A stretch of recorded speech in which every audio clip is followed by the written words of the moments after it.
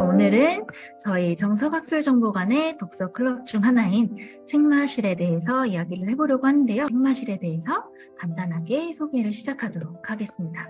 책을 좋아하고 책을 꾸준히 읽고 싶어하는 이나인 여러분이 모여서 만든 독서 클럽입니다. 그래서 2022년 11월부터 시작해서 이제 어느덧 6개월이 넘게 함께 하고 있고요.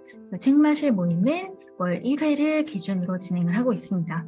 월마다 만나서 이제 책에 대해서 이야기를 하고 있어요. 그래서 월별 발표자께서 도서에 대해서 발표를 해주시면 이제 발제해주신 토론 주제로 이제 다른 구성원들께서 토론을 함께 하고 있습니다. 그래서 저희 책마실에서는 어떤 책들을 읽었냐면요. 여기 보시는 것처럼 이제 어느덧 벌써 8권의 책을 읽어가고 있습니다.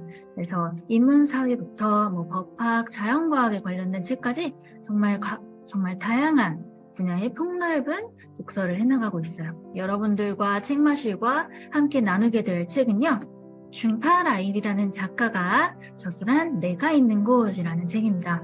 준파 라일이라는 작가가 요즘 굉장히 이제 문학계에서 많이 관심을 받고 있는 작가라고 해요. 이 작가가 내가 있는 곳 외에도 다양한 작품을 썼는데요.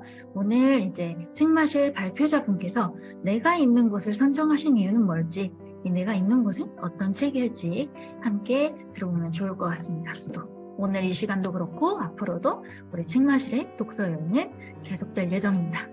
지금부터는 본격적으로 우리 학생 강연자이신 책마실의 김지연님께서 준파 라이리의 내가 있는 곳에 대해서 강연을 진행해 주실 예정입니다.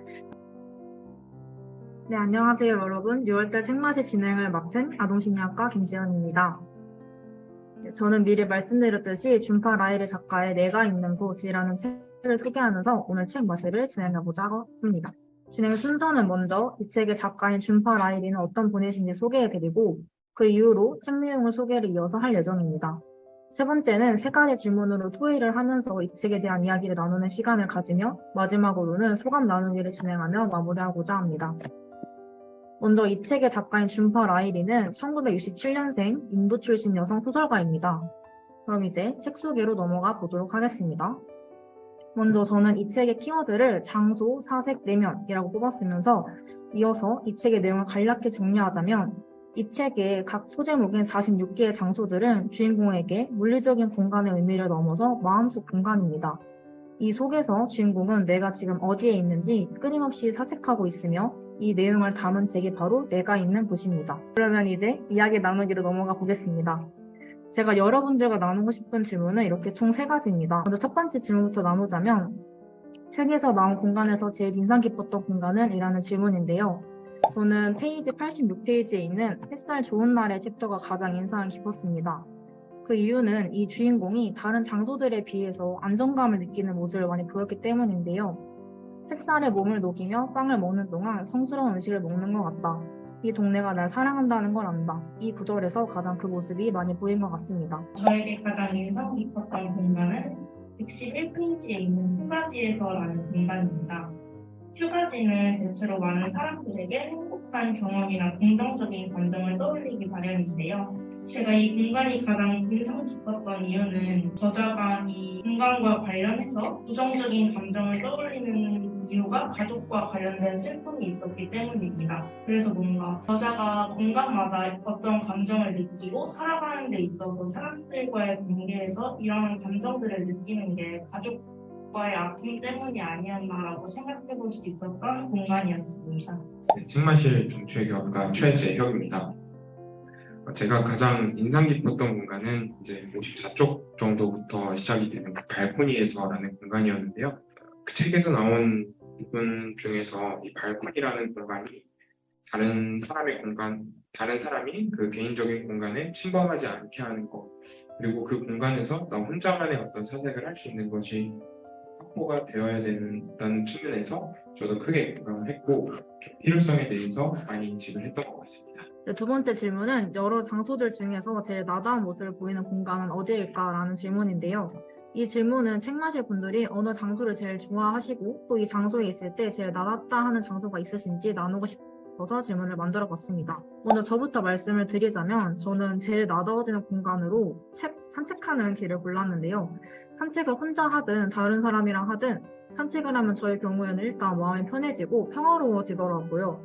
그래서 혼자서 산책을 하면 평소에 미뤘던 생각을 또 많이 하면서 머릿속을 정리하기도 하고 다른 사람들이랑 산책을 하면 평소보다 조금 더 진솔한 이야기를 많이 나누는 것 같아서 이 산책하는 길이 제일 저다워지는 공간이기도 하고 또 제일 좋아하는 장소이기도 합니다. 저도 처음에 이 질문을 보고 나다운 게 뭘까라는 생각을 먼저 해보았는데요. 저에게는 도서관이라고 생각을 했습니다. 아침부터 밤까지 이어지는 수업에 전공 공부까지 학기가 시작되면은 너무나 바빠지는 일상을 살고 있습니다. 이렇게 바쁘고 지칠 때 잠깐 쉬어가고 싶다고 생각할 때가 종종 있죠. 저에게 그런 공간은 도서관이었습니다.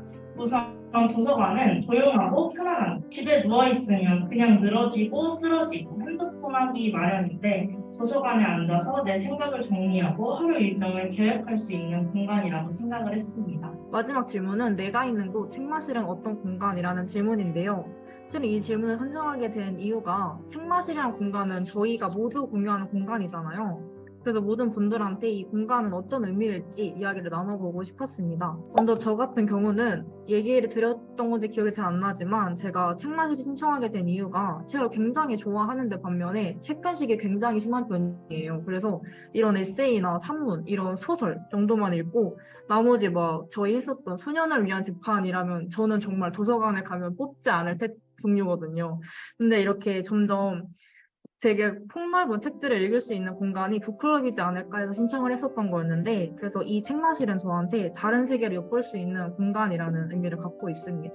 생명과학과 정윤수라고 합니다. 우리 같이 이야기를 할 데가 없어서 사실 들어오는 게 사실 가장 크거든요. 그래서 지금 저한테 있어서 책마실은 나랑 또 다른 되게 멋진 사람들을 만날 수 있는 그런 공간이라고 생각합니다. 네, 저에게 있어서 책마실은 여러 가지로 특별한 의미가 있습니다. 서로 다른 과에 속해 있는 사람들과 이야기할 수 있는 곳, 한 달에 한 번만 볼 수 있다는 점, 책과 나를 함께 이야기할 수 있는 곳이라는 점입니다. 학교를 2년간 다니면서 이런 종합적인 특징을 가진 곳이 여기뿐이었고 그래서 저에게 더 가치가 있었습니다. 또한 책마실은 모두가 같은 책을 읽고 와서 이야기를 나누기에 공통적인 공감 요소를 가지고 이야기할 수 있었습니다. 여기서 다른 사람의 삶을 경험할 수 있는 곳이라 생각했고 긍정적이고 값진 경험이라고 생각을 했습니다. 저에게 책마실은 제가 성장할 수 있는 공간이라고 생각하는데 이걸 좀 극단적으로 표현하자면은 책마실은 저에게 약간 불편한 공간이거든요. 왜냐면은 제가 이전에는 굉장히 좀 게으른 면도 많고 약간 편리함이나 편함만 좀 추구하려는 그런 안 좋은 버릇이 있었는데 그래서 이제 약간 저에게도 불편함을 좀 겪어서 약간 성장을 해야겠다라고 결심했었고 그런 의미에서 이 책마실 활동을 통해서 한 달에 장기적으로 책도 읽고 이러고 나와가지고 여러 사람들과 여러 생각도 나눌 수 있어서 좀 저에게 도움이 될 수 있는 그런 긍정적인 불편함을 겪을 수 있어서 제가 성장할 수 있는 좋은 공간이라고 생각합니다. 네, 마지막으로 여러분들의 내가 있는 곳을 응원하면서 발표 마치도록 하겠습니다. 모두 감사합니다.